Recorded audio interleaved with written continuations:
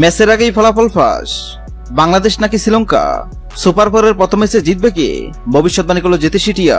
Asia cup 2025-এর super ফোরের প্রথম ম্যাচে কোন দল জিতবে তা নিশ্চয় আগেভাগে বলে দেওয়া সম্ভব নয়, তবে এবার সেই কঠিন কাজটি করে দেখাবে জেতি সিটিয়া।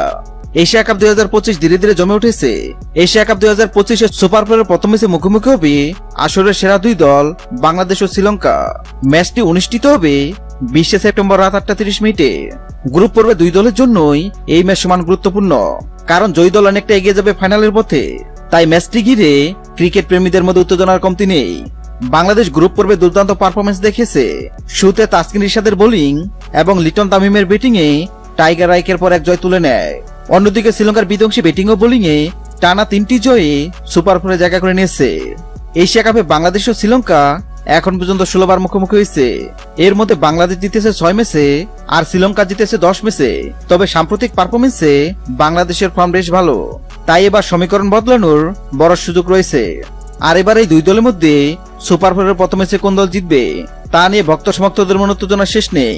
আর এবার এই দুই দলের মধ্যে প্রথম ম্যাচ কোন দল জিতবে সেটি নিয়ে ভবিষ্যৎবাণী করল জেতি সিটিয়া।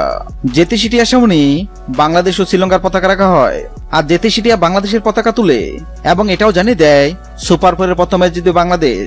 হ্যাঁ দর্শক, আপনাদেরকে বলছে আপনাদেরকে মনে হয় এশিয়া কাপে সুপার ফোরের প্রথম ম্যাচে বাংলাদেশ নাকি শ্রীলঙ্কা কোন দল জিতবে অবশ্যই কমেন্ট করে জানাবেন।